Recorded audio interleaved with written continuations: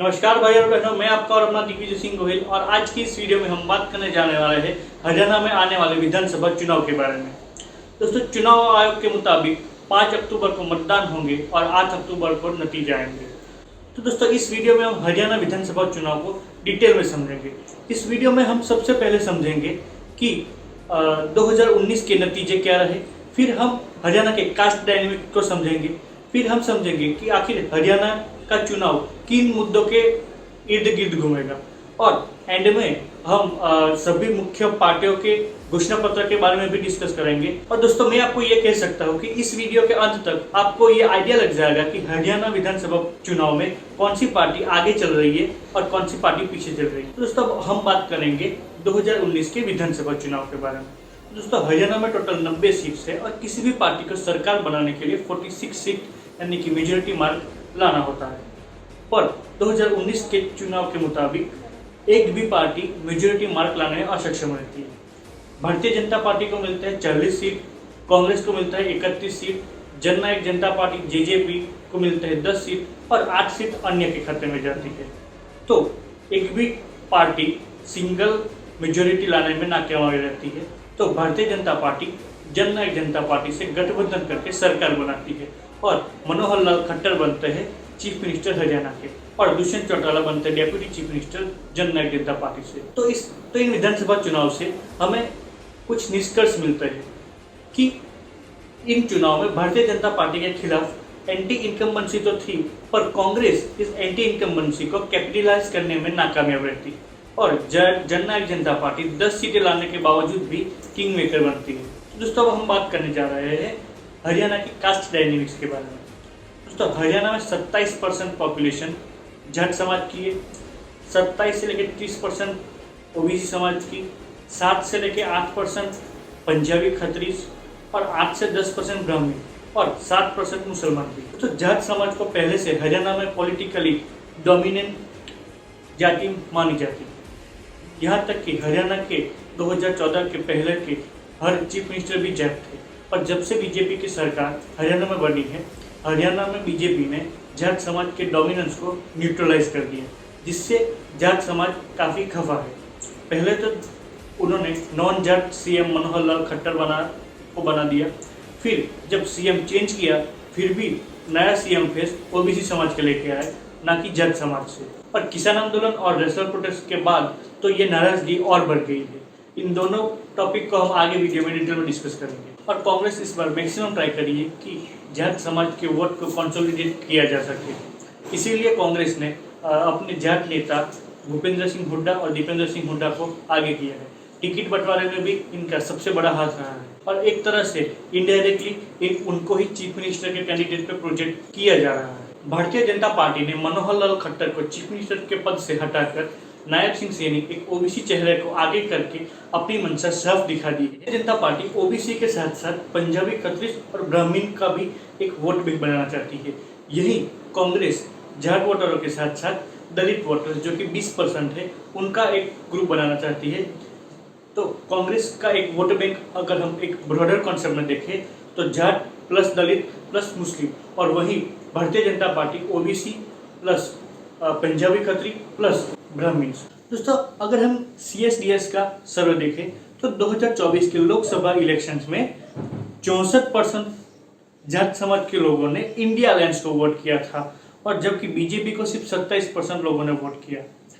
वैसे ही हर समाज के अंदर बीजेपी के लिए एक डेंट देखने को मिला है जब 2019 के लोकसभा इलेक्शन से हम कंपेयर करते हैं, चाहे वो ओबीसी समाज ही क्यों ना हो, चाहे वो अपर कास्ट ही क्यों ना हो। दोस्तों, बहुत सारे राजनीतिक विश्लेषकों का कहना है कि इसी बात को काउंटर करने के लिए भारतीय जनता पार्टी ने हरियाणा में 2 अलायंस बनवाया है, जेजेपी और चंद्रशेखर की पार्टी का, और दूसरा अलायंस बसपा और INLD का। इन दोनों गठबंधनों के सहारे भारतीय जनता पार्टी कांग्रेस के जाट और दलित समाज के वोटर्स को तोड़ना चाहती है। दोस्तों, आज की तारीख में इन दोनों में से एक भी अलायंस का हरियाणा में प्रेजेंस नहीं उतना देखने को मिलेगा, पर अगर ये दोनों अलायंस बड़ा रूप लेते हैं तो ये कांग्रेस को बहुत भारी नुकसान कर सकते हैं। अब दोस्तों, हम एक और बड़े फैक्टर के बारे में बात करेंगे जो है एंटी इनकम्बेंसी। दोस्तों, जिनको नहीं पता एंटी इनकम्बेंसी क्या है, उनके लिए मैं बता दूं कि एंटी इनकम्बेंसी एक सत्ता के विरोध में लहर होती है, यानी कि जो सरकार, जो पार्टी सरकार में बैठी है, आपको उससे नाराजगी होगी, कोई ना कोई नाराजगी होगी, पर जो विपक्ष में बैठे हैं उससे आपको कोई नाराजगी नहीं होगी। इसे आसान भाषा में कुछ ऐसे समझा जा सकता है कि मान लीजिए कि आप कोई रेस्टोरेंट में खाना खाने गए, आपने 4 वैरायटी की सब्जी मंगवाई, उसमें से 2 वैरायटी की सब्जी आपको पसंद नहीं आई, तो आपने मैनेजर को बुलाया, मैनेजर का व्यवहार भी आपको पसंद नहीं आया, तो जब आप दोबारा रेस्टोरेंट में जाने की सोचोगे तब आप कोई नया रेस्टोरेंट सोचोगे, ना कि वो पुराने वाला। दोस्तों, हरियाणा में भारतीय जनता पार्टी की 10 साल से सरकार है, तो भारतीय जनता पार्टी के सीने पे 10 साल की एंटी इनकम्बेंसी का बोझ है। और इस बार जो गलती कांग्रेस ने 2019 में की थी वो 2024 में नहीं दोहराएगी। Congress maximum to maximum try कर रही है कि किसी भी तरीके से ये एंटी इनकम्बेंसी को कैपिटलाइज किया जा सके। हरियाणा में किए गए सर्वे के अनुसार मेजॉरिटी ऑफ जनता बीजेपी के चीफ मिनिस्टर और बीजेपी की सरकार दोनों से नाखुश है, जो कि एक तरह की एंटी इनकम्बेंसी साफ नजर आती है। दोस्तों, अब हम जानेंगे हरियाणा चुनाव के मेन मुद्दे कौन से हैं, हरियाणा की राजनीति किन मुद्दों के इर्द गिर्द घूमेगी। दोस्तों, हरियाणा में सबसे बड़ा और सबसे पुराना एक मुद्दा है रोजगार का मुद्दा। दोस्तों, हरियाणा में रोजगार एक लंबे समय से चिंता का विषय बना हुआ है। रिपोर्ट्स के अनुसार हरियाणा का अनएम्प्लॉयमेंट रेट देश के टॉप अनएम्प्लॉयमेंट रेट में से एक है।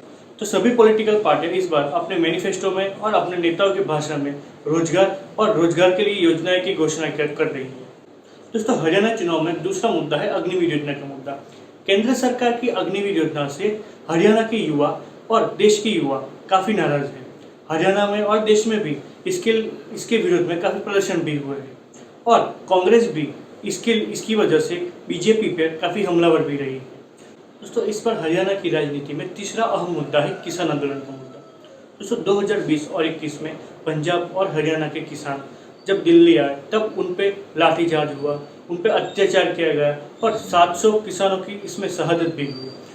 तो इस वजह से हरियाणा के किसानों में भारतीय जनता पार्टी के लिए काफ़ी गुस्सा है। तो भारतीय जनता पार्टी और कांग्रेस दोनों के मैनिफेस्टो में आपको किसानों के लिए स्कीम्स नजर आएगी।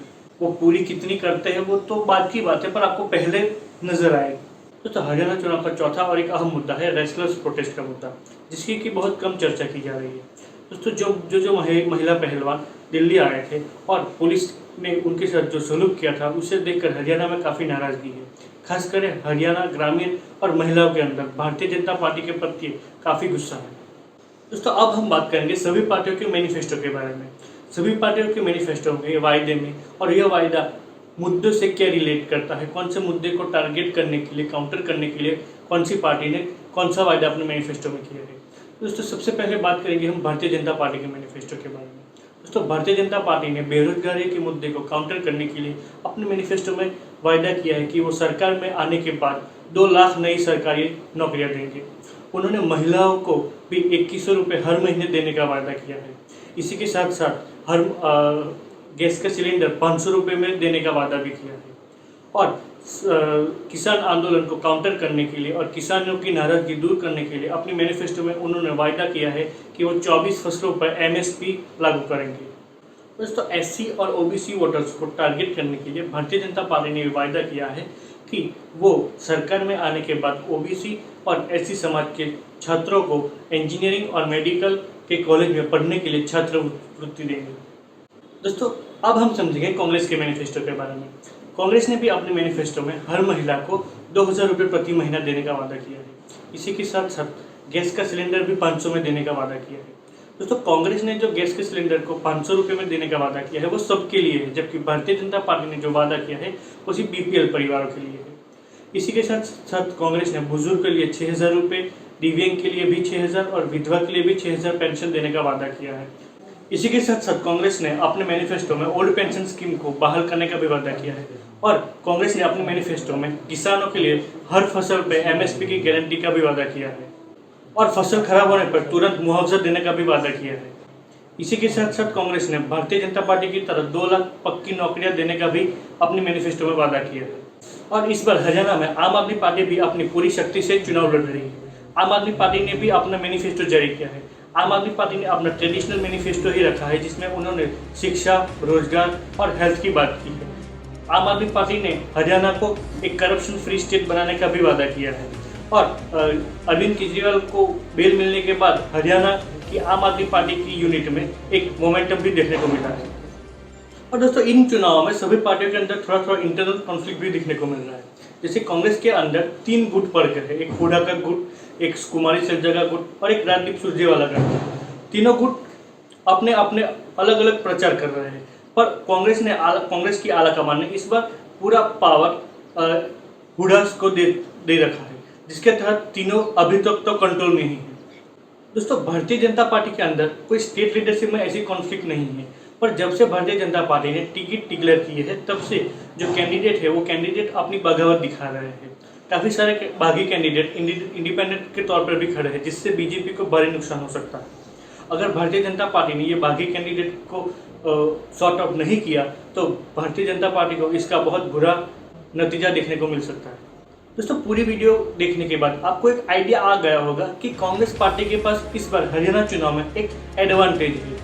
हमने अलग अलग मुद्दों की बात करी, उन सब मुद्दों को लेकर कांग्रेस इस बार अटैकिंग मोड पे है, वहीं भारतीय जनता पार्टी इस बार डिफेंडिंग मोड पे है।